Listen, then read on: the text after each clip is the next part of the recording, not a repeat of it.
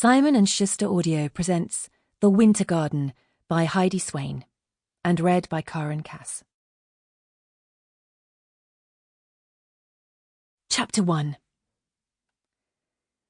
Before I moved to the Broadmeadows country estate in Suffolk, I'd never celebrated either the summer or the winter solstice. But meeting octogenarian estate owner Eloise Thurlow Forbes had soon changed that, along with a lot of other things. In order to garden successfully, she had told me the day we met, which just happened to fall on the summer solstice 3 years ago, one has to be in tune with nature, the seasons, Mother Earth, the moon and all their cycles. I had been tempted to mention how the human race, global warming and the rising sea levels were set to change all that, but thought better of it. Even though I'd only just met her, Eloise Thurlow Forbes, with her elegant white bun and refined features, looked to me like a woman who knew her own mind, and I wasn't long in her company before I realised my hunch was right.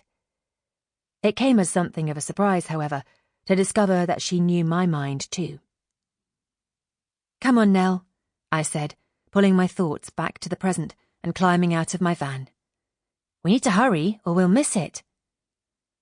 With much stretching and yawning, the fawn-coloured Bedlington Whippet Cross reluctantly levered herself out of the passenger seat and trotted along behind me.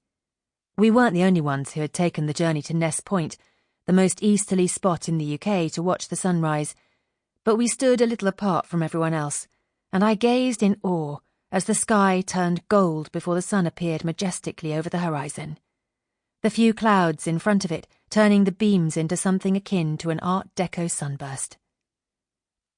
"What shall we do now?" I asked Nell, once the spectacle was over.